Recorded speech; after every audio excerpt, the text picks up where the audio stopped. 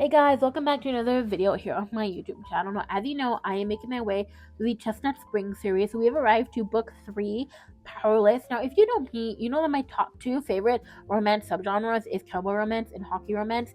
And this kind of blends the two because Elsie Silver deviated a bit from her more cowboy and went into hockey romance with Powerless. So I was like, oof, I'm gonna eat this up. Also, I give this one 5 stars, and this has a trope that is slowly becoming one of my like top tropes. It is a childhood friends to lovers. Now, I have not read a ton of those books. I think I've read like I want to say 3 to 5 of those. But I think everyone I've just eaten up so much, and this one included. So basically, how do the main characters connect to the rest of the series? Because they are not Eatons. Sloane is cousins of the Eaton brothers, and Jasper Gervais, who plays for the Calgary Grizzlies. He is our MMC in this book.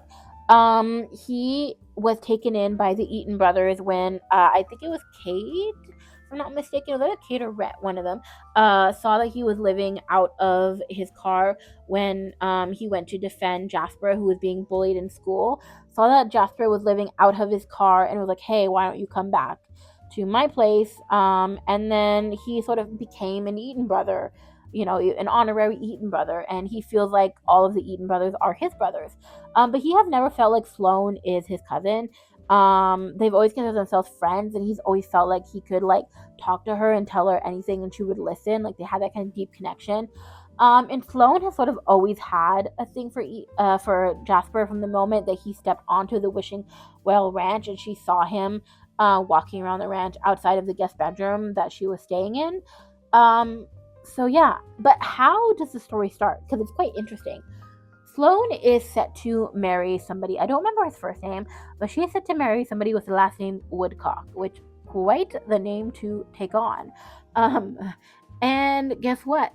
Jasper breaks her out of her wedding because she learned when she gets sent a video that the night before on her fiance's bachelor party, he cheats on her.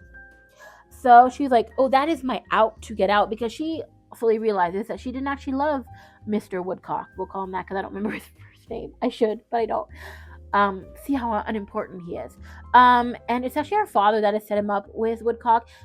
Her father had said that it would be good for business because I think both of their families are gonna like do business together, and so she slowly realizes that like, hey, my father did not have my best interest at heart, and so she just like disconnects from all of her family and ends up Jasper ends up breaking her out of the wedding and like, where do you want to go? She's like, I want to go to the ranch. So she goes to the ranch. When they arrive at the ranch, they learn that Bo Eaton, who is one of the brothers in the army, is missing.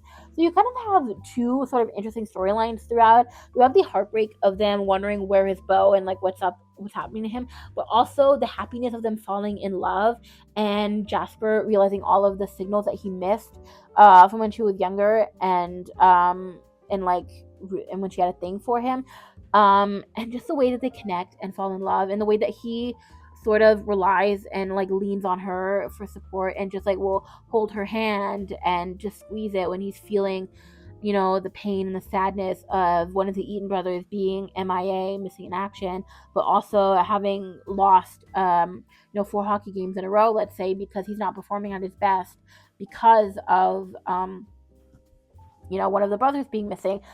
Then at one point, when it all comes out that his brother is missing, at when his coach learns that, and his coach is like, "This is why you're not playing well." His coach is like, "Unfortunately, you didn't disclose this to us, so you're going to be suspended for 2 weeks." And he's like, "What?" And he was like, "You really should take this time because we know how important family is to you." And he's like your teammate said, and is right. Family first, hockey second. So during that 2 weeks, he actually ended up going on a road trip with Sloane to deliver some hay bales to the Eaton sister, who is living somewhere in Vancouver. I think she's from the Gold Rush series, if I'm not mistaken. Or I know there's another series by Elsie Silver that has the book Gold Rush in it. It might be the Gold Rush series. So basically, he's going to deliver hay bales, And she's like, well, I'll come with you, and he's like, no, no, it's okay. And they go together, and then that's how they connect. So you have that forced proximity of them, being on this road trip, traveling for days on end, driving, and then also the connection of them being like childhood friends. And I think this was just like so beautiful, and I enjoyed it so much. Like I said, I gave it 5 stars, and made me so excited to read the rest of the series. And I have one final book left to read, and that is the final book in the series. I can't wait. But I also read book 3, and that one I enjoyed so much. So stay tuned for that review. If you enjoyed this book, you can hit the subscribe button and the notification bell so you never miss another brand new video from me. You can also follow me at RomanceBLVD on Instagram and Threads, and at Romance Boulevard, also on TikTok. Until the next one, bye.